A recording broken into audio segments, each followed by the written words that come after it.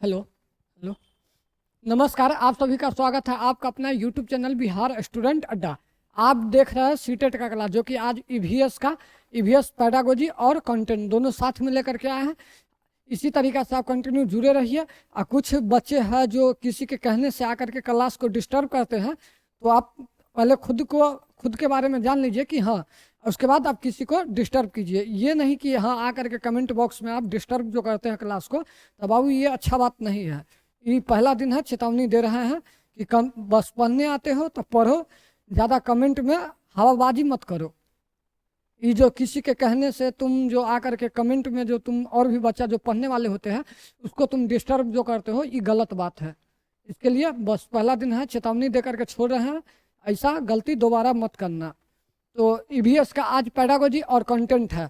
हाँ, आप लोग को क्लास डेली एक ही क्लास मिलता है सुबह 8 AM में, मगर 10-15 दिन कुछ दिन के बाद आपको डेली क्लास कंटिन्यू मिलने लगेगा आपको, क्योंकि ये सेटअप है जो आपको दरभंगा सेटअप हो रहा है।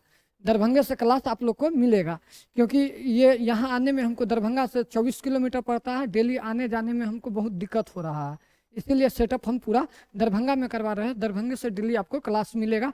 हाँ, अब डेली आपको सभी सब्जेक्ट का क्लास भी मिलेगा उस पर। यह है कि क्लास और भी उस पर बढ़ेगा। आप लोग कंटिन्यू इसी तरीक़ा से जुड़िए। अगर पहली बार चैनल पे आए तो चैनल को सब्सक्राइब कर लीजिए और वीडियो को लाइक कर दीजिए। अब सब्सक्राइब करने के बाद बेल आइकन को जरूर दबा दीजिए, ताकि हमारा जो अगला वीडियो जाए तो आपको नोटिफिकेशन आपको चली जाए। तो चलिए क्लास को स्टार्ट करते हैं। आज के लिए पहला क्वेश्चन है, क्वेश्चन नंबर 1। क्वेश्चन नंबर पहला, निम्नलिखित में से कौन से प्राथमिक स्तर पर पर्यावरण अध्ययन में आकलन के लिए उपकरण और तकनीकें हैं। माने इसका कहना है कि निम्नलिखित में से प्राथमिक स्तर पर पर्यावरण अध्ययन में आकलन के लिए और उपकरण और तकनीकें हैं। माने इसमें से कौन सा पर्यावरण, अगर पहला दूसरा तीसरा, माने कि 1 to 5 के लिए बच्चा के लिए बात हो रहा है कि प्राथमिक क्लास का बच्चा है, उस बच्चा के लिए आप जो पर्यावरण विषय जो पढ़ा रहे हैं उसमें क्या क्या आपको उपकरण कौन सा यूज होता है और उसमें क्या क्या तकनीक है वो बतलाना है। ऑप्शन नंबर ए देखिए परियोजना कार्य, ऑप्शन नंबर बी देखिए क्षेत्र भ्रमण, ऑप्शन नंबर सी देखिए जनरल लिखना, ऑप्शन नंबर डी देखिए विचार मानचित्र। तो आपको इनमें से बतलाना है कि पर्यावरण अध्ययन प्राथमिक बच्चा के लिए इनमें से कौन सा जो आकलन के लिए उपकरण है और तकनीकें हैं सो बतलाना है।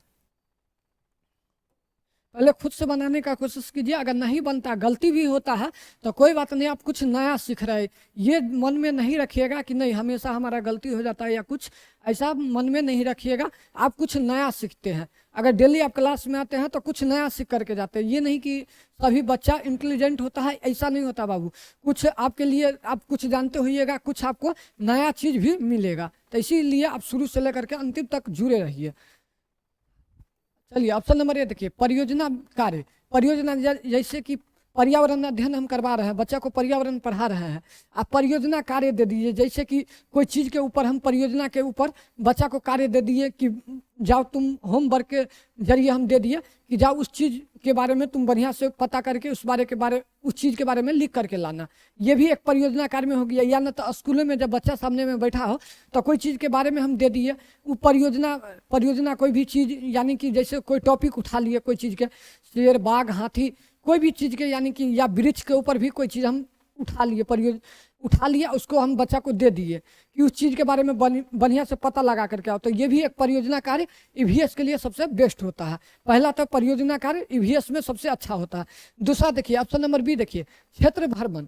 क्षेत्र भ्रमण में जैसे कि बच्चा को ये नहीं कि बहुत दूर हम जंगल में भेज देंगे, ऐसा नहीं करेंगे। जैसे कि हम बच्चा को कोई क्षेत्र भ्रमण में बोल देंगे कि अपने नदी या तालाब के साइड से इकट्ठा करके लाओ कि तालाब में कितना गंदगी है, तो बच्चा क्या करेगा, जाकर के दूर से भी देख सकता है। अपने मोहल्ला में जाकर इस बात पे कचरा पे कुछ लिख करके लाने के लिए बोल दीजिएगा, तो बच्चा को बोल दीजिए अपने मोहल्ले में देखो कि कितना कचरा इकट्ठा है, नाली किस तरीक़ा से तुम्हारे मोहल्ले में नाली साफ है कि नहीं है। बच्चा जाएगा अपना मोहल्ले में देखेगा, उस चीज़ के बारे में खुद से प्रत्यक्ष रूप से देखेगा, आप देख करके आएगा, उस चीज़ को लिख करके लाएगा, आपको आगू में दिखाएगा। वो तो सबसे अच्छा होता है क्षेत्र भ्रमण, यानी कि बच्चा खुद से जा करके देख करके आता है। जनरल लिखना में जनरल लिखना का मतलब होता है कि जैसे कि कोई भी चीज़ के बारे में लिख लेना, जनरल में सभी चीज़ आता है। पर्यावरण ही एकलौता नहीं है, जनरल में सभी चीज़ आता है, यानी कि मैथ, इंग्लिश, हिंदी ये नहीं करवाना। पर्यावरण अध्ययन में सिर्फ हमको परियोजना और क्षेत्र भ्रमण पे लाना, बात को लाना है, ना कि जनरल सभी चीज़ के बारे में। अगर बच्चा को हम ज़्यादा लोड दे देंगे तो बच्चा कभी नहीं कर पाएगा, वैसा कभी नहीं करना है हमको। बस जो चीज़ हम पढ़ा रहे हैं, जो चीज़ माने कोई एक टॉपिक पढ़ा रहे हैं तो उसी पे हमको कुछ करना है। ये नहीं कि आप एक टॉपिक पढ़ा दिए, आप बच्चा को बोल दिए कि 10 टॉपिक के बारे में तुम अति लिख करके लाओ, तो ऐसा कभी बच्चा नहीं कर पाएगा। एक सही से अगर एक टॉपिक पढ़ा दिए, उस चीज़ पे अगर बोल दिए तो बच्चा बेहतर तरीका से लाएगा। वही जगह पे आप 2 टॉपिक पढ़ा दिया, बोल दिए कि 4 टॉपिक के बारे में लिख करके लाना, तो बच्चा कभी नहीं करेगा। ऑप्शन नंबर डी देखिए, विचार मानचित्र। विचार मानचित्र, ये विचार मानचित्र इसमें नहीं आता है।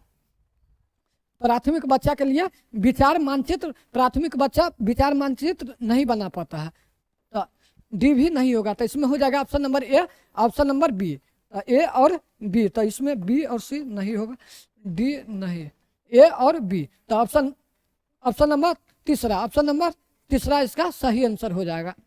अगर कोई भी डाउट रहे तो क्लास खत्म होने के बाद आप कमेंट में ज़रूर लिख करके बोले कि हाँ आपको उस चीज़ से आपको समझ में नहीं आया।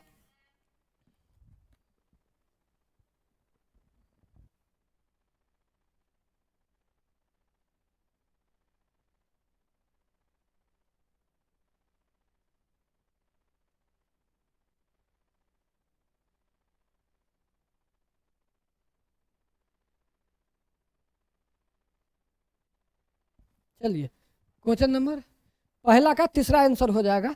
चलिए अगला क्वेश्चन, क्वेश्चन नंबर दूसरा। मिजोरम में की जाने वाली झूम की खेती, झूम के खेती के विषय में निम्नलिखित कथनों में का अध्ययन कीजिए। यानी कि कह रहा है कि मिजोरम में जो झूम की खेती जो होती है उसी के बारे में आपको बतलाना है। तो ऑप्शन नंबर ए देखिए, एक फसल को काटने के पश्चात, पश्चात का मतलब होता है आगे, पश्चात भूमि को कुछ वर्षों तक खुला छोड़ देते हैं। ऑप्शन नंबर बी देखिए, इस भूमि पर उगने वाले बांस और खरपतवार को काट कर जला दिया जाता है।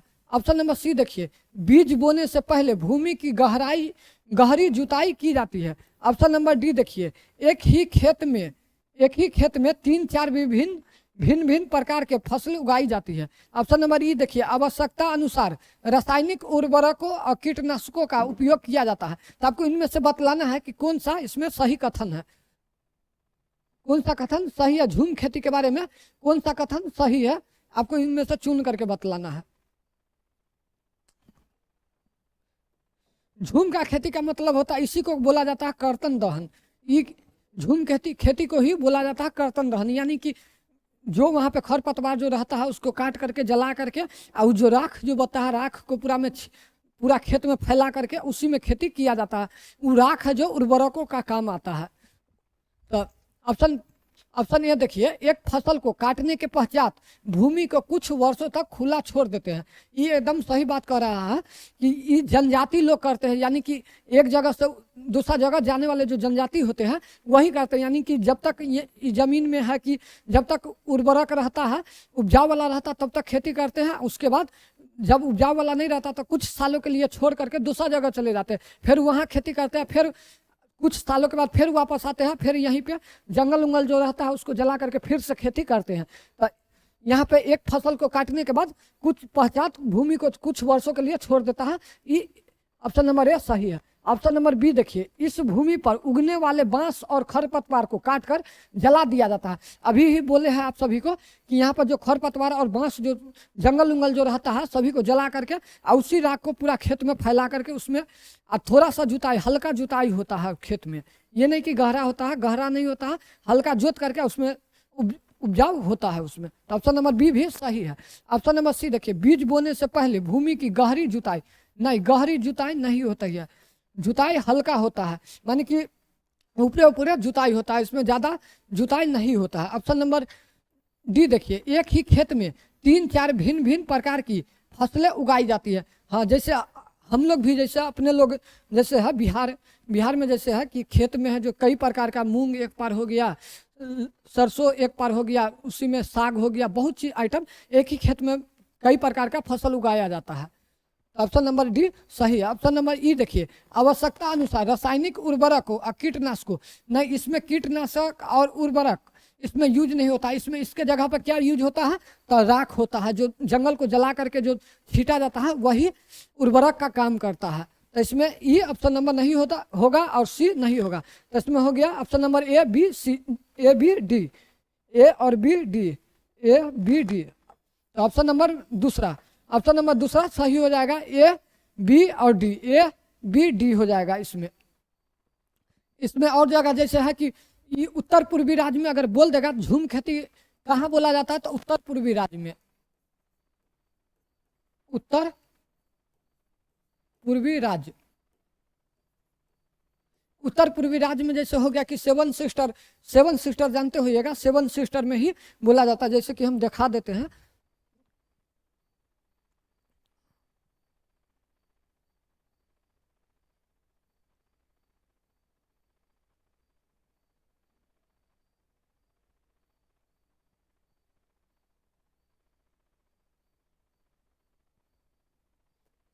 मैप होगा,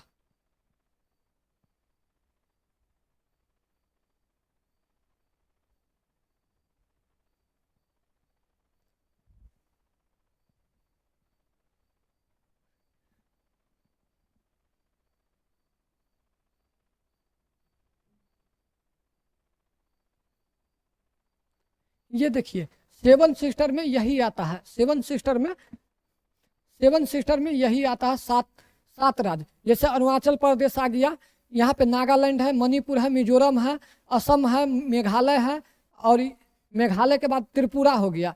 सेवन सिस्टर में यही 7 गो राज्य, यहीं पे झूम खेती बोला जाता है। यही पश्चिम घाट, यहाँ पे पश्चिम घाट है, पश्चिम घाट इसको बोला जाता है। यहाँ पे कुमारी, झूम खेती का नाम ही कुमारी बोला जाता है, कुमारी। झूम खेती का नाम अगर पश्चिम घाट में पूछ देगा कि झूम खेती को या कर्तन दहन खेती को पश्चिम घाट में क्या बोला जाता है, तो कुमारी बोला जाता है। यहाँ पे हिमालय क्षेत्र पड़ता है, ऊपर में हिमालय क्षेत्र पड़ता है, तो हिमालय क्षेत्र में खिल बोला जाता है, हिमालय क्षेत्र में खिल बोला जाता है।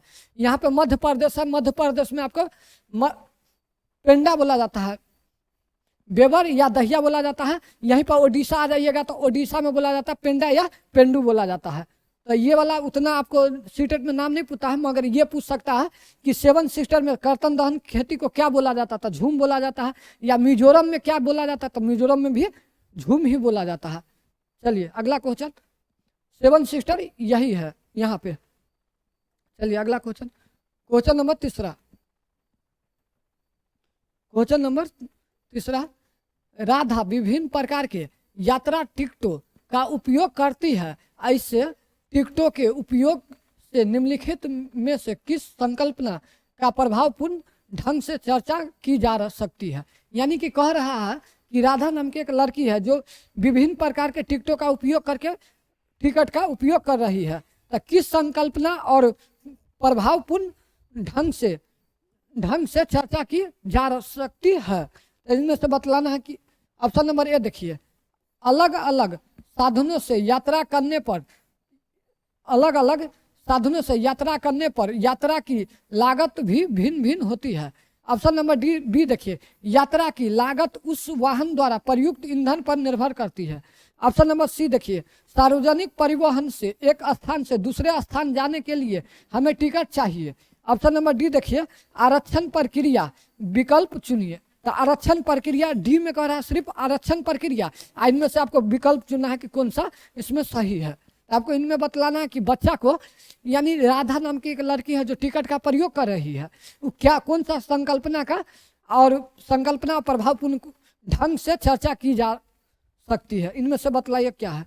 तो ऑप्शन नंबर ए देखिए, ऑप्शन नंबर ए है अलग अलग साधनों से यात्रा करने पर यात्रा की लागत भिन्न भिन्न होती है। हाँ एकदम सही है। जैसे कि जिस टाइप का आप गाड़ी जो पकड़िएगा तो उस तरीका से ट्रेन का अलग टिकट है, बस का अलग टिकट है, जहाज में जाइएगा तो जहाज का अलग टिकट है। तो जैसन वाहन आप पकड़िएगा उस हिसाब से आपको टिकट लेना होगा। ऑप्शन नंबर ए सही है। ऑप्शन नंबर बी देखिए, यात्रा की लागत उस वाहन के प्रयुक्त ईंधन पर निर्भर करता है। प्रयुक्त ईंधन पर निर्भर नहीं करता है, ईंधन पे निर्भर नहीं करता, वाहनों पर निर्भर करता है और किलोमीटर पर। यानी कि जो लागत जो होता है, रुपया जो होता है, जो टिकट का जो रुपया होता है वो किलोमीटर पर निर्भर करता है कि कितना किलोमीटर आप चले। जैसे टैक्सी सब में जाइएगा, टैक्सी सब बुक कीजिएगा तो आपको किलोमीटर के हिसाब से रुपया लेता है। अब जो भी रुपया टैक्सी का जो मीटर होता है उसमें जितना किलोमीटर आप चले रहिएगा उसका आपको रुपया देना होगा। और वाहन पर निर्भर होता है कि किस टाइप के आप वाहन से सफ़र कर रहे हैं। आप ऐसा है कि आप ठेला गाड़ी पर बैठ करके जा रहे हैं तो उसका अलग टिकट है, जहाज से जाइएगा उड़ करके तो उसका अलग टिकट है, ईंधन पर निर्भर नहीं करता है। ऑप्शन नंबर सी देखिए, सार्वजनिक परिवहन से एक स्थान से दूसरे स्थान जाने के लिए हमें टिकट चाहिए। एक जगह से दूसरा कोई भी वाहन से आप सफ़र कीजिएगा तो टिकट तो चाहिए चाहिए। अब जब सफ़र कीजिएगा तो एक जगह से दूसरे जगह न जाइएगा, एक जगह तो रुके नहीं रहिएगा। तो ऑप्शन नंबर सी भी सही है, ऑप्शन नंबर सी सही है। ऑप्शन नंबर डी देखिए, आरक्षण प्रक्रिया, आरक्षण वाहन से जो आप सफ़र करते हैं तो क्या आरक्षण इसमें मिलता है? आरक्षण सिर्फ सरकारी नौकरी होती, कोई भी सरकारी कार्य होता है उसमें आपको आरक्षण प्रक्रिया मिलता है। इसमें आपको कोई भी गाड़ी सब में जो चलते हो उसमें आरक्षण नहीं मिलता। आरक्षण सिर्फ उसी को मिलता है जो विकलांग रहता है, विकलांग को ही आरक्षण दिया जाता, नहीं तो आरक्षण प्रक्रिया नहीं है इसमें। तो डी भी गलत है। ऑप्शन नंबर ए हो जाएगा, ऑप्शन नंबर सी, ए और सी, ए और सी। ऑप्शन नंबर तीसरा में है ए और सी, ए और सी इसका राइट आंसर हो जाएगा। इसी तरीका से आप लोग कंटिन्यू जुड़े रहिए क्लास में, शुरू से अंतिम तक देखिएगा। सभी टॉपिक से आपको क्वेश्चन मिलेगा। ये होगा कि आप सभी टॉपिक से आपको एक क्वेश्चन मिलेगा। इससे ये होता है कि सभी टॉपिक से आपका कंसेप्ट क्लियर होगा। जहाँ पे कुछ छूट जाता है फिर अगला सेशन में हम सोचते हैं कि वही टॉपिक से आपको ला करके और भी कुछ नया बतलाने का। तो इसीलिए आप डेली आप कंटिन्यू क्लास में जुड़े रहिए। अगर पहली बार आए हैं चैनल पे तो चैनल को सब्सक्राइब कर लीजिए, वीडियो को लाइक कर दीजिए। चलिए क्वेश्चन नंबर चौथा, प्राथमिक कक्षाओं में पर्यावरण अध्ययन के लिए निम्नलिखित सभी सामान्य उपागमों का अनुपालन किया जाता है केवल इसे छोड़ करके। माने कह रहा है कि प्राथमिक बच्चा 1 to 5 का बच्चा है, उसमें आप पर्यावरण अध्ययन के लिए निम्नलिखित सामान्य माने जो चीज यूज होता है प्राथमिक बच्चा के लिए, जो पर्यावरण अध्ययन में इसमें से यूज होता है जो चीज, मगर एगो चीज ऐसा है कि उसका यूज नहीं होता है। इनमें से जो चीज है उसका उपयोग नहीं होता है। तो आपको ये बतलाना है कि प्राथमिक बच्चा में इसमें से कौन सा यूज नहीं होता। ऑप्शन नंबर ए देखिए, मूर्त से अमूर्त। ऑप्शन नंबर बी देखिए, सरल से जटिल। ऑप्शन नंबर डी देखिए, स्थानीय से वैश्विक। ऑप्शन सी देखिए, अमूर्त से मूर्त। तो इनमें से आपको बतलाना है कि इसमें से कौन सा है जो प्राथमिक बच्चा 1 to 5 में जो बच्चा पढ़ रहा है तो उसको पर्यावरण में कौन सा इसमें से उपयोग नहीं होता है, उसको छोड़ करके। इसमें आपको केवल इसे छोड़ करके इसमें से कौन सा जिसका प्राथमिक बच्चा के लिए पर्यावरण अध्ययन में उपयोग नहीं होता है। चलिए ऑप्शन नंबर ए देखिए, मूर्त से अमूर्त। मूर्त से अमूर्त, कभी भी बच्चा को पर्यावरण पढ़ाइएगा तो पहले प्रत्यक्ष रूप से सामने कोई चीज को दिखा करके फिर आप अमूर्त की ओर ले जाइएगा। देखिए मूर्त का मतलब होता है, मूर्त का मतलब होता है जो सामने में हो।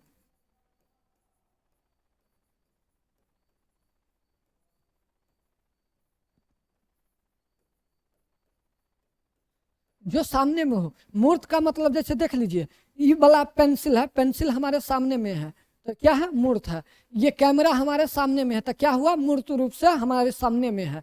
यही अमूर्त में बात करेंगे तो हम सिर्फ कल्पना कर रहे हैं। जैसे होता है ना कि कोई प्यार करने वाला जो होता है तो अपनी महबूबा को एकदम मने मने उसका कल्पना करता रहता है, वो क्या है, अमूर्त है। सामने में उसकी गर्लफ्रेंड आ गई तो मूर्त रूप से आ गई। और वही कल्पना करके कल्पना कर रहा है कि आज खाना खाई है कि नहीं खाई है, आज कहाँ गई होगी। ये सब क्या है, अमूर्त सोच है। यानी कि जो सामने में नहीं हो फिर भी उसको सोचना, उस चीज की कल्पना करना, वही अमूर्त कहलाता है। जो सामने ना हो उसे अमूर्त कहलाता है।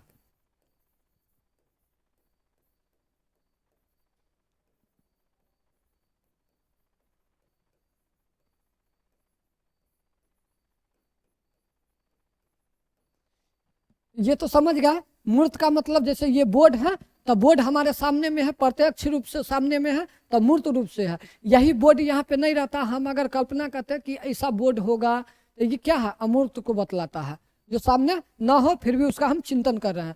तो जब भी हम प्राथमिक बच्चा 1 to 5 के बच्चा को पढ़ाएंगे, छोटे छोटे बच्चा को, तो उसको हम कल्पना नहीं करवाएंगे। पहले हम उस चीज़ के, कोई भी चीज़ के बारे में अगर पढ़ाएंगे तो बच्चा को पहले दिखा देंगे। जैसे देख लीजिए, बच्चा को कहेंगे शुरुआती दौर में वो पेन नहीं देखा हुआ है, अगर वो बच्चा को हम बोल देंगे बाबू पेन लेकर के आ, तो पहले ऐसे ऐसे हुलहुलाएगा, वो पेन लेकर के नहीं आएगा, क्योंकि वो कभी देखा ही नहीं है पेन कैसा है, पेन कभी देखा नहीं है। और उसको हम एक बार दिखा देंगे, इसी को हम पेन कहते हैं बाबू, ये बच्चा को हम दिखा दिए पेन है, और वो बच्चा को फिर हम कभी बोल दिए कि बाबू जब ऑफिस में से पेन लेकर के आ, तो बच्चा दौड़ करके जाएगा, बस देखेगा समझ आएगा कि पेन है, तुरंत लेकर के आपके पास आ जाएगा। तो पहले मूर्त रूप से दिखाइए सिखाइएगा, उसके बाद अमूर्त पे ले जाइएगा, तो ये भी सही है। तो इसमें हमको नहीं वाला लेना है। ऑप्शन नंबर बी देखिए, सरल से जटिल। सरल से जटिल, जैसे कि हम पहले सरल सरल चीज सिखाते हैं। जैसा एक बच्चा आता है स्कूल में, प्रथम बार आता है, तो सबसे पहले क्या सिखाते हैं, अ आ सिखाते हैं, उसके बाद हम जाते हैं आम इमली पर। तो पहले छोटा छोटा सरल चीज सिखाएंगे ताकि बच्चा सीख जाए, उसके बाद फिर हम कठिन पे ले जाएंगे। तो ये भी सही है, पर्यावरण के लिए ये भी सही है कि पर्यावरण में पहले हम छोटा छोटा टॉपिक पढ़ाएंगे, फिर हम उसको बड़ा टॉपिक पढ़ाएंगे, बहुत बड़ा चीज के बारे में। ऑप्शन नंबर सी देखिए, स्थानीय से वैश्विक। स्थानीय से वैश्विक, जना हम एक बच्चा को है जो एक बच्चा को है स्थानीय, जैसे कि शुरुआत पर्यावरण पढ़ा रहे हैं, हम उसको मैप के बारे में पढ़ा रहे हैं, तो क्या करेंगे, पहले हम विश्व का मैप उठा करके बच्चा को पढ़ाने लगेंगे, नहीं। पहले हम जो राज्य का बच्चा है, बिहार में है तो बिहार का मैप पढ़ाएंगे, बच्चा को बिहार के बारे में जानकारी देंगे, फिर उसको हम इंडिया के बारे में जानकारी देंगे, फिर विश्व का बारे में बतलाएंगे। यानी कि पहले मोहल्ला, यानी कि बच्चा जहाँ का है पहले वहाँ मोहल्ला के बारे में बतलाएंगे, फिर हम ले जा करके बाहर उस मोहल्ला से बाहर वाला जिला को दिखाएंगे। पहले बच्चा के घर के बारे में, उसके घर के आसपास के बारे में पढ़ाएंगे, ताकि बच्चा खुद देखे हुआ उस चीज़ के बारे में बेहतर समझेगा। फिर उसको घर से उठा करके फिर दूसरा जगह के बारे में पढ़ाएंगे, ताकि बच्चा और भी बेहतर सीखे। तब स्थानीय पहले सिखाएंगे, फिर वैश्विक सिखाएंगे। तो पर्यावरण में सबसे बेस्ट होता है ये भी। ऑप्शन नंबर डी देखिए, अमूर्त से मूर्त। अमूर्त माने पहले बच्चा को हम अमूर्त कल्पना नहीं करवाएंगे, पहले मूर्त रूप से दिखाएंगे सिखाएंगे, फिर हम अमूर्त की ओर ले जाएंगे। डी नहीं होगा, तब इनमें से हमको कौन, केवल इसको छोड़ करके लेना था। तो सिर्फ ऐसा डी है जिसको हम पर्यावरण में, हम शुरुआती प्राथमिक बच्चा में हम ये नहीं ऐसे नहीं पढ़ा सकते हैं, तो केवल डी। तो इनमें से कौन सा हो गया, ऑप्शन नंबर दूसरा, केवल डी। केवल डी, अमूर्त से मूर्त की ओर कभी भी नहीं पढ़ाएंगे प्राथमिक बच्चा को, अमूर्त से मूर्त की ओर नहीं, मूर्त से अमूर्त की ओर पढ़ाएंगे तो बच्चा बेहतर तरीका से पढ़ेगा। चलिए अगला क्वेश्चन, क्वेश्चन नंबर 5वां। क्वेश्चन नंबर 5वां, रीना आम पसंद करती है। रीना आम पसंद करती है, वह इन्हें जाड़े के लिए संरक्षित करना चाहती है। निम्नलिखित में से कौन सा तरीका संरक्षण के लिए सर्वाधिक उपयुक्त है। तो इनमें से बतलाना है कि रीना नाम की लड़की है जिसको आम पसंद है, वो चाहती है कि हम 4 महीना 5 महीना 6 महीना उसको संरक्षित करके रख सके, आम को संरक्षित करके रख सके। तो इसमें से कौन सा उपाय है जो आम को रखने के लिए बेस्ट है, जो हम संरक्षित करके रख सकते हैं। ऑप्शन नंबर ए देखिए, अचार और आम पापड़ बनाना। यानी कि अगर हमको 6-7 महीना के लिए बचाना है, शरद के जाड़े में अगर हमको शरद में हमको यही आम खाने के लिए बचा करके रखना है, तो इसमें से कौन सा उपाय करेंगे। ऑप्शन नंबर ए है अचार और आम पापड़ बनाना। ऑप्शन नंबर बी देखिए, जूस तैयार करना और वायु रोधी डिब्बे में संचित करना। ऑप्शन नंबर सी देखिए, प्लास्टिक के थैले में रखना। ऑप्शन नंबर डी देखिए, रेफ्रिजरेटर में संचित करना। आपको इनमें से बतलाना है कि कौन सा उपाय करेंगे जो आम 5 महीना 6 महीना एक साल भी रह सके, ऐसा कौन सा इनमें से उपाय करेंगे। ऑप्शन नंबर ए देखिए, अचार और आम पापड़। अचार का नाम सुन करके आपके भी मुंह में पानी आ गया होगा, मगर अभी क्लास देखिए, क्लास खत्म होने के बाद अचार खाइएगा, अभी क्लास देखिए। तो आप लोग जना भी अपने घर में भी देखते होइएगा अपने मम्मी को अचार बना करके रखते हुए, जो कच्चा कच्चा जो आम का टिकोला जो होता है, वो आम का टिकोला को लेकर के उसको अचार बनाते हुए आप लोग भी देखे होइएगा। बहुत से मम्मी ऐसा भी होता है कि आम का पापड़ भी बना लेती है, हम तो कभी बनाते हुए नहीं देखे मगर खाए हुए हैं। हमारी मौसी मौसी जी है, वही लेकर के आए थे। हरियाणा रहती है तो वहाँ वहीं बनाई थी, तो लेकर के आयल थी। तो आम का पापड़ बना लीजिएगा या अचार बना लीजिएगा, तो उसको संरक्षित रख लीजिएगा। तो आम का अचार में तेल, सरसों का तेल रखा जाता, क्यों? क्योंकि उसमें बैक्टीरिया तुरंत हो जाएगा, इसीलिए तेल रखा जाता है, क्योंकि उसमें बैक्टीरिया नहीं हो। तो ऑप्शन नंबर ए सही है, इसको हम डॉट में रखते हैं। ऑप्शन नंबर बी देखिए, जूस तैयार करना और वायुरोधी डिब्बे से संचित करना। जूस कितना हो बना करके उसको रख देंगे तो कुछ वक्त के बाद वो महक ही जाएगा, इसमें कीड़ा हो जाएगा। ऑप्शन नंबर सी देखिए, प्लास्टिक के थैले में रखना। ये कभी होगा? प्लास्टिक के थैला में रख देंगे तो आम संचित रहेगा? नहीं। ऑप्शन नंबर डी देखिए, रेफ्रिजरेटर में संचित करना, यानी कि रेफ्रिजरेटर का मतलब कह रहा है कि फ्रिज में रख लेना। फ्रिज में भी रखेंगे तो ज़्यादा से ज़्यादा कितना दिन रहेगा? 10 दिन रहेगा, 15 दिन रहेगा, 1 महीना रहेगा, उससे ज़्यादा नहीं रह सकता है। तो इसमें ऑप्शन नंबर ए हो जाएगा, ऑप्शन नंबर ए। चलिए अगला क्वेश्चन, क्वेश्चन नंबर 6। केरल के निकटवर्ती राज्य, केरल के निकटवर्ती राज्य आपको ढूंढना है। जैसे देखिए, तटीय राज्य कितना है? तटीय राज्य 8 गो। केंद्र शासित प्रदेश का गो है तटीय में? 4 गो, टोटल 13 गो होता है। तो यही सबसे आपको केरल कहाँ पे है, यानी कि इसे देख लीजिए।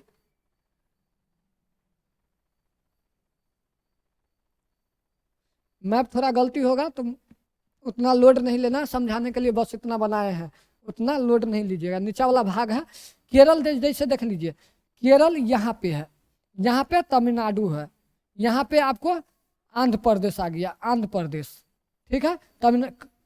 यहाँ पर केरल हो गया, यहाँ पे तमिलनाडु, यहाँ पे आपको आ गया कर्नाटक,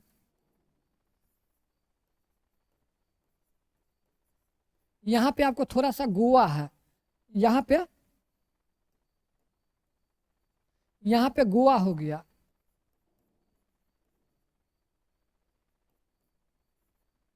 गोवा हो गया, यहाँ पे महाराष्ट्र है, यहाँ पे आपको गुजरात है। तो आपको इनमें से बतलाना है कि केरल में सटा हुआ कई गो कौन कौन राज्य है, केरल में सटा हुआ राज्य कौन कौन है, सो बतलाना है कि केरल से नजदीक कौन सा राज्य है। तो यहाँ पर जैसे देख लीजिए, यहाँ पे केरल है, केरल हो गया सॉरी, केरल हो गया, यहाँ पे तमिलनाडु हो गया, और यहाँ पे कर्नाटक हो गया, कर्नाटक, यहाँ पे तमिलनाडु, यहाँ पे केरल है। ये तो यही बतलाना है। ऑप्शन नंबर ए देखिए, तमिलनाडु और Andhra Pradesh. Option number B देखिए, कर्नाटक और महाराष्ट्र। ऑप्शन नंबर सी देखिए, आंध्र प्रदेश और कर्नाटक। ऑप्शन नंबर डी देखिए, कर्नाटक और तमिलनाडु। आपको इनमें से बतलाना है कि कौन सा हो जाएगा। तभी तो हम बतलाइए दिए हैं कि कर्नाटक और तमिलनाडु। अभी बतलाए हैं कि यहाँ पर केरल है, केरल यहाँ पे है, ऊपर जाइएगा तो ये वाला कर्नाटक हो गया, गोवा यहाँ पे है, यहाँ पे तमिलनाडु है, यहाँ पे तमिलनाडु हो गया, कर्नाटक यहाँ पे हो गया, कर्नाटक यहाँ पे हो गया, केरल यहाँ पे है। तो यही कर्नाटक सटा हुआ है और तमिलनाडु सटा हुआ है। मैप दिखा देते, 1 मिनट रुक जाइए, देख लीजिए।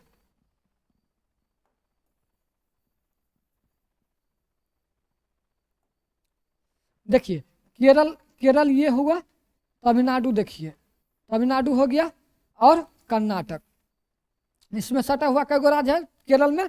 तमिलनाडु और कर्नाटक, तमिलनाडु और कर्नाटक सटा हुआ है, देख लीजिए। केरल हो गया, कर्नाटक और तमिलनाडु है। आप अति नहीं लीजिए, मैप का क्लास, एक पर्सनल हम मैप ही का क्लास लाएंगे, पूरा राज्य आपको याद करवा देंगे, कहाँ से कहाँ कौन सा राज्य है टोटल हम दिखा देंगे। इसके लिए लोड ज़्यादा दिमाग पे नहीं लेना है, लोड नहीं लेना, बस अभी समझिए कि किस टाइप का क्वेश्चन है। जो आगे हम जब थ्योरी करवाएंगे, थ्योरी का क्लास, तो आपको ज़्यादा लोड लेने वाला बात नहीं होगा, उस समय आपको बेहतर तरीका से समझ में आएगा कि कैसे क्या है नहीं है। थ्योरी पढ़िएगा, ये सब क्वेश्चन जो अभी कर रहे हैं तुरंत सब याद आ जाएगा। तो इसलिए अभी क्वेश्चन कीजिए, उतना अथी लोड लेना नहीं है। ऑप्शन नंबर इसका हो जाएगा डी। चलिए अगला क्वेश्चन,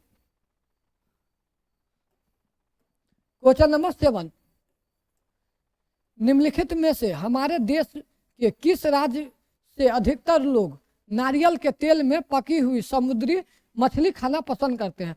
कल ही ये वाला हम बतलाए थे, ये क्वेश्चन कल हम ऊपर से बतलाए थे। जैसे होता है ना कि हम अलग से जो आपको बतलाते हैं तो आपको लगता होगा कि सर कुछ भी पढ़ा देते हैं। देख लीजिए, सीटेट का कुछ पूछा हुआ क्वेश्चन है, देख लिए क्वेश्चन। ये सीटेट का जितना क्वेश्चन देखते हैं पिछल का जो पूछा हुआ है वही क्वेश्चन लेकर के आते हैं। ये नहीं कि हम अपना मन चलाते, सो नहीं, जो पूछा हुआ वही लेकर के आते हैं। देखिए, नारियल के तेल में पकी हुई समुद्री मछली खाना पसंद करते हैं, कौन सा राज्य का है?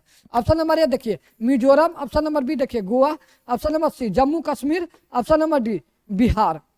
आपको इनमें से बतलाना है कि कौन सा राज्य का आदमी है जो नारियल के तेल में मछली को तल करके खाता है। जम्मू कश्मीर का आदमी है जो सरसों का तेल में पका करके खाता है।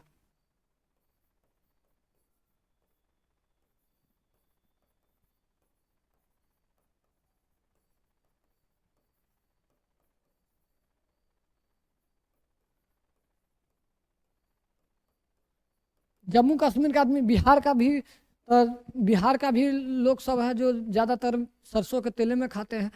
तो इनमें से आप तो पहला तो हम काट ही दिए, वैसा ही काट दिए। आप 3 गो में से आपको बतलाना है कि कौन सा। तो ऑप्शन नंबर इसका हो जाएगा B. Option number B, Goa का जो आदमी है, गोवा का आदमी है जो सरसों नारियल के तेल में पकी हुई समुद्री मछली को तल करके खाते हैं। चलिए, ऑप्शन नंबर बी हो जाएगा। चलिए अगला क्वेश्चन नंबर 8वां, निम्नलिखित में से वह कौन सा जंतु है जिसके अग्रदांत हमेशा बढ़ते रहते हैं? ये दांतों का बहुत अधिक लंबा न होने देने के लिए वस्तुओं को काटते कुरतते रहते हैं। इनमें से कौन सा जंतु है या जानवर है जिसका दांत अगलका वाला जो होता है, कृंतक दांत होता है, अगलका वाला जो दो दांत होता है, मनुष्य में भी होता है, कृंतक दांत होता है। तो कृंतक दांत हमेशा बढ़ता रहता है, इसी के लिए वो सामान सबको काटता रहता है। इनमें से कौन सा ऑप्शन हो जाएगा? ऑप्शन नंबर ए हो जाएगा दीमक, ऑप्शन नंबर बी देखिए गिलहरी, ऑप्शन नंबर सी देखिए छिपकली, ऑप्शन नंबर डी चूहा। तो आपको इनमें से बतलाना है कि कौन सा ऑप्शन सही हो जाएगा। जो जंतु जो जानवर है उसका है जो दांत अगल का दुगो बढ़ता रहता है हमेशा, इसीलिए उस सामान सबको काटता है ताकि उसका दांत काटते काटते खियाता है। कोई चीज़ को अगर लोहा पे जो रस्सी को पत्थर पर जो लगड़िएगा तो रस्सी खिएबे करेगा, उसीलिए वो दांत से काटता है कोई सामान को, जो उसका दांत खियाने से उसका फिर साइज में रहता है, अपना साइज में, इसीलिए सामान सबको काटता है। तो बहुत से बच्चे के मन में होगा डी होगा चूहा। तो चूहा भी यही दांत बढ़ने के लिए काटता है, मगर ऑप्शन नंबर बी लिया है। सीटेट में जब एग्जाम हो रहा था ऑफलाइन तो उसमें ऑप्शन नंबर बी गिलहरी लिया है। तो इसका चूहा भी हो सकता है, मगर सीटेट जो लिया है उसी को आपको लेना है गिलहरी। ऑप्शन नंबर बी, जो सीटेट जो लेगा वही लेना है, ये नहीं कि अपना मन से। हाँ, चूहा भी सही है, चूहा भी अपना कृंतक दांत बढ़ने के कारण सामान सबको काटता है, मगर इसमें गिलहरी, ऑप्शन सीटेट गिलहरी ही लिया है।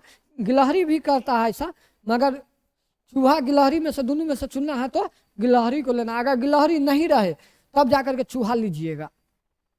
चलिए क्वेश्चन नंबर अगला, क्वेश्चन नंबर 9वां क्वेश्चन, कोई किसान उर्वरकों और कीटनाशकों का अधिक से अधिक उपयोग करके अपने खेतों में बार बार धान की फसल उगा रहे हैं। ऐसा करने से उसके खेतों की मृदा, माने कि कह रहा है कि एक किसान है जो ज्यादातर उर्वरक और कीटनाशक का उपयोग करता है, अपने खेत में बार बार धान की फसल उगाता है, मानी कि एक को खाली धान का सालों भर धान का खेती उगाता है। तो ऐसा करने में खेत का मृदा जो होता है, मृदा का मतलब होता है मिट्टी, तो मिट्टी पर क्या असर पड़ेगा वो बतलाना है। ऑप्शन नंबर ए देखिए, केवल धान की फसलों के लिए ही उपयोगी रहेगा। ऑप्शन नंबर बी देखिए, जुताई के लिए उपयुक्त बन जाएगी। ऑप्शन नंबर सी, बंजर हो जाएगी। ऑप्शन नंबर डी, अन्य फसलों के लिए भी उपजाऊ बन जाएगी। तो आपको इनमें से बतलाना है कि कौन सा ऑप्शन सही हो जाएगा। अगर बार बार हम धान का खेती उगाते हैं तो खेत कैसा, वहाँ खेत का जो मृदा होगा, मिट्टी होगा, ये कैसा हो जाएगा। ये तो सोचने वाला नहीं है। अगर खेत में एक ही प्रकार का कोई भी फसल आप उगाइए, अगर एक ही फसल उगाते हैं तो आपको खेत मिट्टी बंजर हो जाएगा, मिट्टी फिर आप एक समय के बाद आप कुछ नहीं उपजा सकते, बंजर हो जाएगा। क्यों? क्योंकि उसका जो खेत का जो उर्वरक जो होता है वो एकदम खत्म हो जाता है, नाइट्रोजन होता है, बहुत से ज़्यादा उर्वरक जो उसमें होता है, खनिज पदार्थ होता है, सब खत्म हो जाता है। इसीलिए जो देखिएगा खेत समय देखिएगा, एक समय में धान होगा, फिर उसमें अति दाल उल का फसल लगाया जाता है, फिर उसमें और भी चीज़ गेहूँ होता है। तो इसीलिए बार चेंज किया जाता है, बार बार चेंज किया जाता है ताकि उस खेत का उर्वरक बना रहे। जैसे कि दाल का खेती किया जाता है, दाल का खेती इसलिए किया जाता है क्योंकि दाल का खेती करने से होता है कि नाइट्रोजन का पूर्ति होता है, मिट्टी में नाइट्रोजन की पूर्ति होती है। राइजोबियम नाम का जो कीटाणु होता है जो दाल का पेड़ के जड़ में रहता है, वही नाइट्रोजन का स्थितिकरण करता है। तो इसीलिए दाल का भी खेती एक समय के बाद किया जाता है, फिर उसको हटा करके दूसरा चीज़ किया जाता है। तो खेत में अगर सभी चीज़ अगर समय समय पे कीजिएगा तो खेत बचा रहेगा। अगर एक ही फसल आप बार बार उगाते हैं तो खेत बंजर हो जाएगा, वहाँ का मिट्टी बंजर हो जाएगा। जैसे आप चले जाइए बंगाल चले जाइए, उड़ीसा चले जाइए, असम चले जाइए, वहाँ साल में 3 बेर धान उगता है। धान का नाम है असम, धान का नाम है वहाँ का अमन ओस बोरो। यानी कि ये तीनों धान का फसल है, तीनों धाने हैं, अमन ओस बोरो। यानी कि बंगाल में और उड़ीसा में और असम में ये 3 गो राज्य में ऐसा है कि साल में 3 बेर खेती होता है धान का। तो वहाँ एक अति है, वहाँ पानी का आज़ादी है, वहाँ और भी चीज़ है, मिट्टी उस प्रकार का है, तो इसलिए वहाँ होता है। मगर ये जो सोचिएगा कि और भी जगह कर ले तो ऐसा नहीं होता है। सब जगह का अपना अपना अति मिट्टी है। वहाँ का माने कि मिट्टी में अलग चीज़ पाया जाता है, यहाँ के मिट्टी में अलग चीज़। मिट्टी पढ़िएगा मिट्टी के बारे में तो 8 प्रकार का मिट्टी होता है, तो सभी जगह का अलग अलग मिट्टी है। जैसे आप एक क्वेश्चन बतलाइए कि गेहूं अपना भारत में गेहूं में प्रथम राज्य कौन सा है? कौन सा राज्य में सर्वाधिक गेहूं उपजाया जाता है? हमारे भारत में गेहूं के लिए प्रथम राज्य कौन सा है जो सर्वाधिक उगाया जाता है? तो इसका हो गया उत्तर प्रदेश। और धान के लिए सर्वाधिक पश्चिम बंगाल। चलिए अगला क्वेश्चन नंबर 10वां क्वेश्चन, रेगिस्तानी ओक के बारे में निम्नलिखित कथनों पर अध्ययन कीजिए। इसमें से बतलाना है कि रेगिस्तानी ओक के बारे में बतलाना। 3 दिन से हम ईवीएस में यही रिपीट करवा रहे हैं, ये बहुत इंपॉर्टेंट है। हर पेपर में रेगिस्तानी ओक पूछता है एगो, इसीलिए हम बार बार लेकर के आ रहे हैं क्वेश्चन। ऑप्शन नंबर ए देखिए, रेगिस्तानी ओक एक वृक्ष है जिसकी ऊंचाई हमारी कक्षा के कमरे के लगभग बराबर अर्थात लगभग 4 मीटर होती है। ऑप्शन नंबर बी देखिए, इस वृक्ष की जड़ें नीचे वृक्ष की ऊंचाई की लगभग 30 गुनी गहराई तक जमीन में भीतर जाता है जहां तक कि पानी तक न पहुंच जाए। ऑप्शन नंबर सी देखिए, इस वृक्ष के तने में पानी एकत्रित होता है। ऑप्शन नंबर डी देखिए, यह वृक्ष अबू धाबी में पाया जाता है। इनमें से सही कथन आपको बतलाना है कि इनमें से कौन सा सही कथन है। चलिए बतलाइए।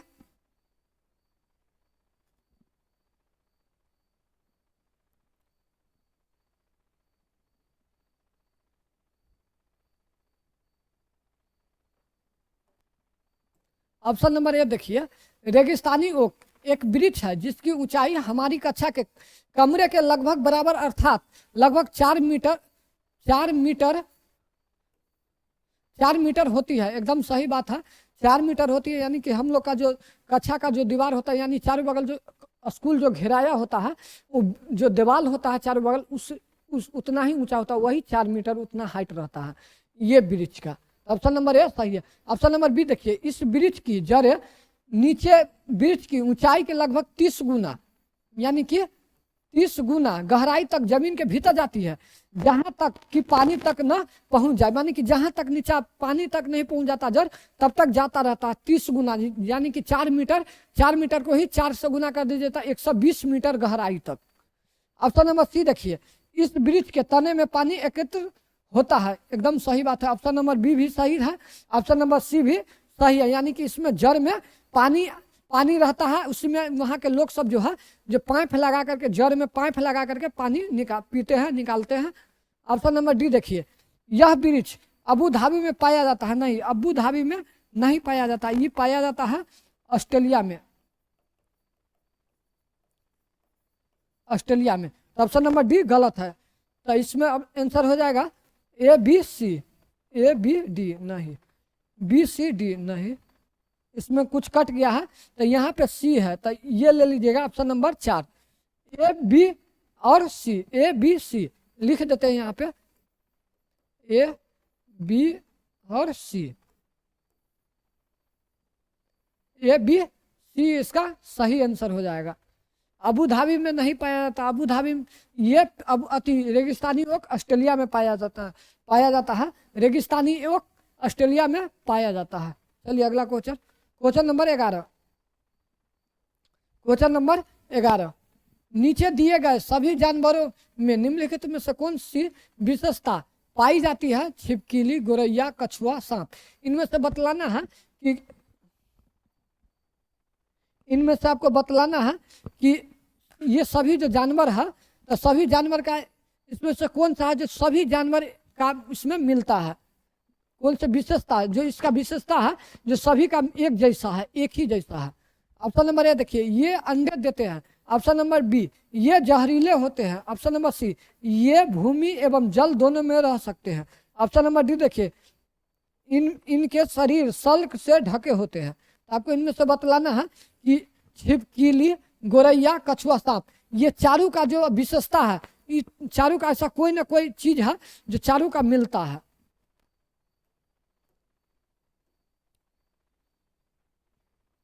ऑप्शन नंबर ए, ये अंडे देते हैं, छिपकली अंडा देते हैं, गोरैया अंडा देते हैं, गोरैया पक्षी का नाम है, गोरैया अंडा देते हैं, कछुआ अंडा देते हैं, सांप अंडा देते हैं। तो ये चारों अंडा देते हैं, सही है। ऑप्शन नंबर बी देखिए, ये जहरीले होते हैं, जहरीले इसमें सांप होते हैं सिर्फ, गोरैया पक्षी है तो ये तो जहरीले नहीं होते हैं, छिपकली जहरीले होते हैं मगर कछुआ जहरीले नहीं होते, तो ये गलत है।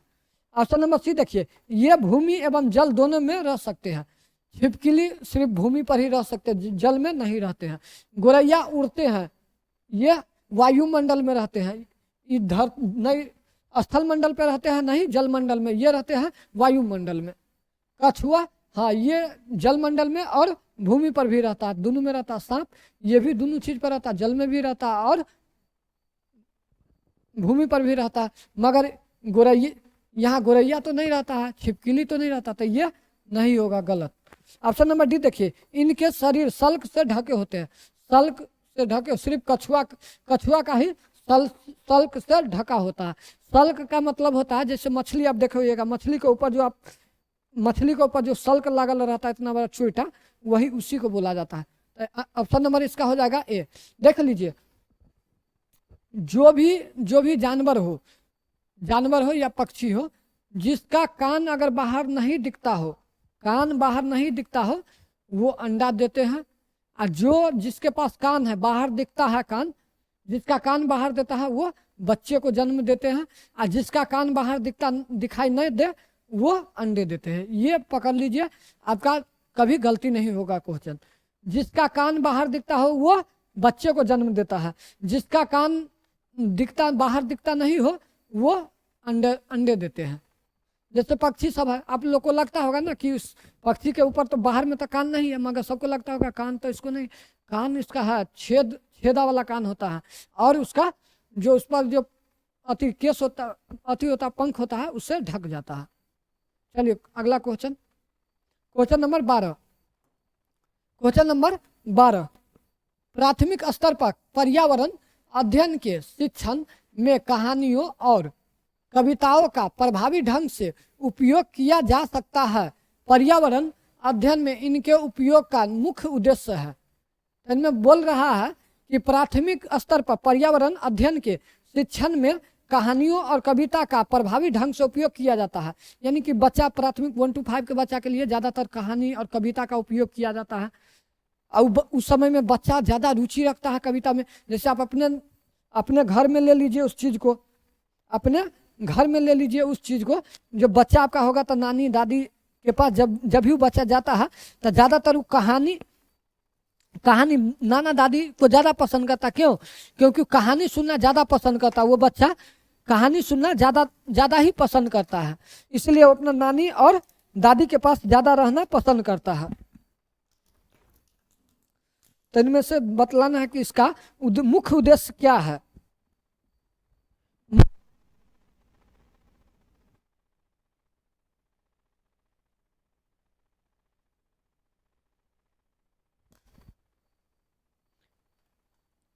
इसका मुख्य उद्देश्य क्या है? ऑप्शन नंबर ए देखिए, कक्षा की विविधता को पूर्ति।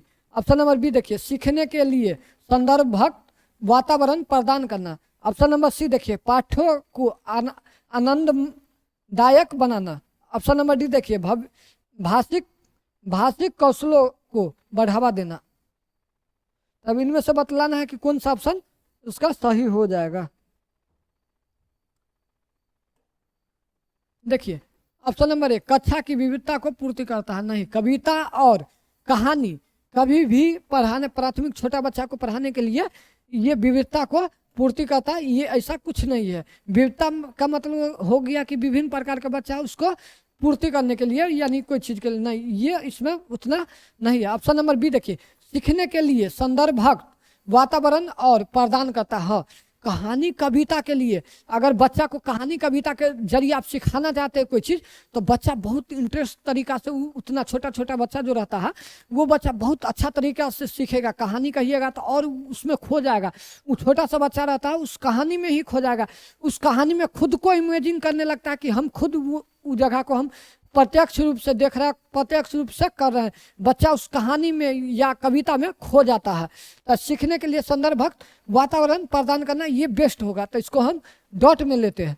ऑप्शन नंबर सी देखिए, पाठों को आनंदमय बनाने, सिर्फ आनंदमय बनाने के लिए ये नहीं होता। ऑप्शन नंबर डी देखिए, भाषिक कौशल को बढ़ावा देने के लिए। आप कहानी कविता कहवा रहे हैं, इससे आप अति कर रहे हैं कि एक बच्चा का भाषा कौशल बेहतर हो, ये कभी नहीं होगा। कहानी कविता से भाषाई कौशल बढ़िया बढ़ाने के लिए ये नहीं किया जाता है। तो ऑप्शन नंबर इसका हो जाएगा बी। क्वेश्चन नंबर 12 का ऑप्शन बी हो जाएगा। चलिए अगला question, question number 13। Question number 13, प्राथमिक स्तर पर पर्यावरण अध्ययन के आकलन निम्नलिखित में से कौन सा एक संकेतक उपयुक्त नहीं है? इनमें से आपको आकलन के पर्यावरण प्राथमिक बच्चा के अध्ययन में आकलन में निम्नलिखित में से कौन सा ऐसा संकेतक है जो उपयुक्त नहीं है? ऑप्शन नंबर ए देखिए, स्मरण रखना। ऑप्शन नंबर बी, प्रश्न पूछना। ऑप्शन नंबर सी, न्याय और समानता के प्रति चिंता। ऑप्शन नंबर डी देखिए, सहयोग। तो आपको इनमें से कौन सा बतलाना है कि प्राथमिक बच्चा के लिए जो पर्यावरण अध्ययन में आकलन के लिए सही नहीं है? इसमें ऑप्शन नंबर पहला, इसमें कुछ कहने वाली बात है। पहला, स्मरण। कभी भी स्मरण, यंत्रबद्ध याद, कंठस्थीकरण, ये सब कभी नहीं लेना है।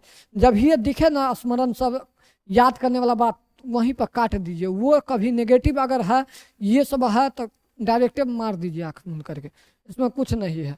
चलिए अगला question, question number 14। Question number 14, इस पौधे में पत्तियां हैं जिन्हें सब्जी की तरह प्रयोग में लाया जाता है। इसके बीजों से तेल प्राप्त किया जाता है, यह पौधा है।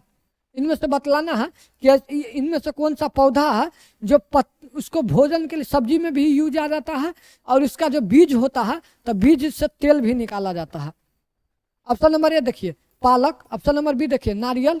ऑप्शन नंबर सी देखिए, बंधा गोभी। ऑप्शन नंबर डी, सरसों। तो इनमें से कौन सा बतलाइए?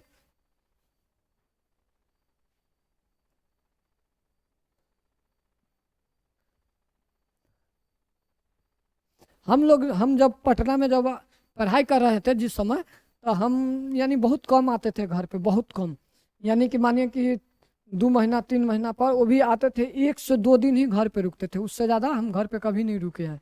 जब हम पढ़ाई के समय में रहते थे, यानी कि आज से 1.5 साल 2 साल पहले, तो उस समय यानी घर पे आने के लिए बहुत बहुत ना के बराबर ही आते थे। मगर हाँ, जब साग का जो सीजन हुआ था तो उसमें बराबर हम मानिए कि 1 महीना 15 दिन पर हम घर पे आते थे सिर्फ साग खाने के लिए। हम मम्मी जो थी, मम्मी भी ला करके बना करके रखती। जब पता चल जाता था मम्मी को कि हम आ रहे हैं घर पे, तब हमारे लिए साग ही बना करके रखती थी। तो हम साग के ज़्यादा ही फेवरेट हमारे लिए साग है। आप लोग का भी होगा। तो ऑप्शन नंबर देखिए पालक। पालक साग है, उसका सब्जी में यूज आ जाता है, मगर इसका बीज नहीं होता है, तो ये नहीं है। ऑप्शन नंबर बी देखिए नारियल। नारियल का भी नहीं। ऑप्शन नंबर सी बंदा गोभी। बंदा गोभी में बीज नहीं। ऑप्शन नंबर डी सरसों। कौन सा है जो सरसों का साग खाए हैं? इसमें एक और साग मिलाया जाता है सरसों में। सरसों के साग में एक और साग जो मिलाया जाता है, जो मेही मेही हो जाता है साग, और बहुत अच्छा लगता है। सरसों के साग में एक और साग कुछ तो होता है, कोनो साग है छोटा वाला होता है, तो उस साग मिला करके जो खाया जाता है तो और भी मज़ा आ जाता है खाने में। तो हमारे लिए फेवरेट है ये वाला साग सरसों का। तो जैसे देखते होइएगा, सरसों का साग तो घर में खाते ही है, सब्जी में काम आ गया। और इसका जो सरसों होता है, तो सरसों से जा करके मशीन में तेल भी निकलवा लेते हैं। तो यही तो क्वेश्चन में कह रहा है कि सब्जी की तरह प्रयोग में लाया जाता है और इसके बीज से तेल प्राप्त किया जाता है। तो कौन सा हो गया? सरसों। चलिए अगला क्वेश्चन, क्वेश्चन नंबर 15। निम्नलिखित में से कौन सा मच्छरों से होने या फैलने वाले रोगों का समुच्चय है? यानी कि इसमें से बतलाना है कि मच्छर से इसमें से कौन सा रोग होता है। ऑप्शन नंबर ए देखिए चिकनगुनिया, मलेरिया, मियादी बुखार। ऑप्शन नंबर बी देखिए हैजा, dengue, malaria. Option number C देखिए chikungunya, dengue, malaria. Option number D देखिए चिकनगुनिया, हैजा, मियादी बुखार। तो इनमें से बतलाना है कि मच्छर के काटने से कौन सा बीमारी होता है। कौन सा मच्छर रहता है? तो एना फिलीज मच्छर, एनाफिलीज मादा मच्छर।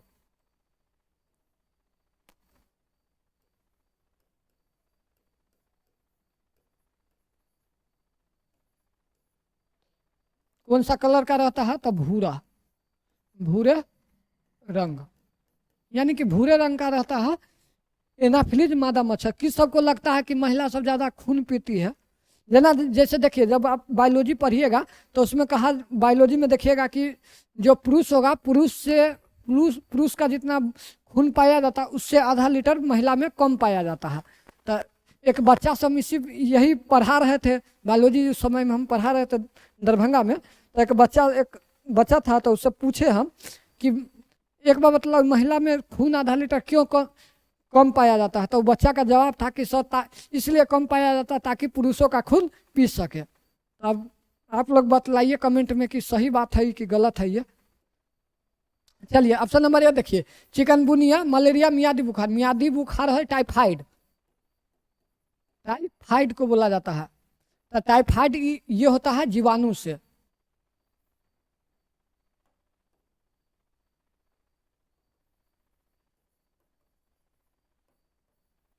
जीवाणु से होता है, तो ये नहीं होगा। ऑप्शन नंबर बी देखिए हैजा, डेंगू, मलेरिया। तो हैजा ये भी जीवाणु से होता है, तो ये नहीं होगा।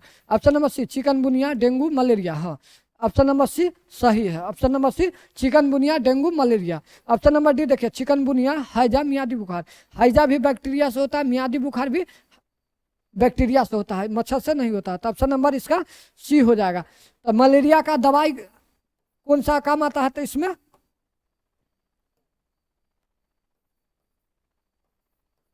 सिनकोना, सिनकोना पेड़ की छाल, यानी कि सिनकोना पेड़ की छाल से दवाई बनता है मलेरिया का। मलेरिया का दवाई क्या चीज से बनता है? तो सिनकोना पेड़ की छाल से बनता है। कौन सा मच्छर से बीमारी फैलता है? तो एनाफिलीज मादा मच्छर, भूरे रंग का। तो इसका ऑप्शन नंबर हो जाएगा सी। चलिए हो गया क्वेश्चन खत्म। तो कैसा लगा क्लास? आप लोग क्लास खत्म होने के बाद आप लोग कमेंट में अपना फीडबैक दीजिएगा, कैसा लगा उसके बारे में थोड़ा सा कमेंट कीजिएगा। आप लोग आते हैं, वीडियो देखते हैं, अच्छा बात है, मगर आप लोग लाइक कभी नहीं करते हैं। तो लाइक किया कीजिए ताकि हमको भी मोटिवेशन मिले और भी इससे अच्छा क्लास लेकर के आए। आप लोग कहते हैं कि सर थ्योरी क्लास दीजिए, थ्योरी क्लास दीजिए। तो थ्योरी क्लास जो देंगे तो आप लोग जब वीडियो को लाइक कीजिएगा, शेयर कीजिएगा, उसके बाद में हम भी आप लोग के लिए कुछ और भी इससे बेहतर करने का कोशिश करेंगे। मगर आप लोग तो कभी शेयर तो करते नहीं है, वीडियो को लाइक तक नहीं करते। कम से कम लाइक कीजिए, लाइक करने में पैसा नहीं लगता है बाबू, थोड़ा लाइक किया करो। तो इसी तरीक़ा से डेली आप लोग जुड़े रहिए और कंटिन्यू क्लास में जुड़े रहे। बस जैसे ही यहाँ से आपको हम दरभंगा में ट्रांसफ़र होता है, वहाँ बन करके तैयार होता है, तो आपको हम क्लास कंटिन्यू चलने लगेगा। और भी सब्जेक्ट का जो क्लास होता है सब कंटिन्यू हो जाएगा। तो 10 दिन 15 दिन लगेगा, उसके बाद सब सेटअप हो जाएगा वहाँ। उसके बाद आपको सभी सब्जेक्ट का आपका क्लास मिलने लगेगा। तो इसी तरीके से अगर आप पहली बार चैनल पे आए तो चैनल को सब्सक्राइब कीजिए और बेल आइकन को भी दबा लीजिए। तो आज के लिए बहुत बहुत धन्यवाद। जय हिंद, जय भारत।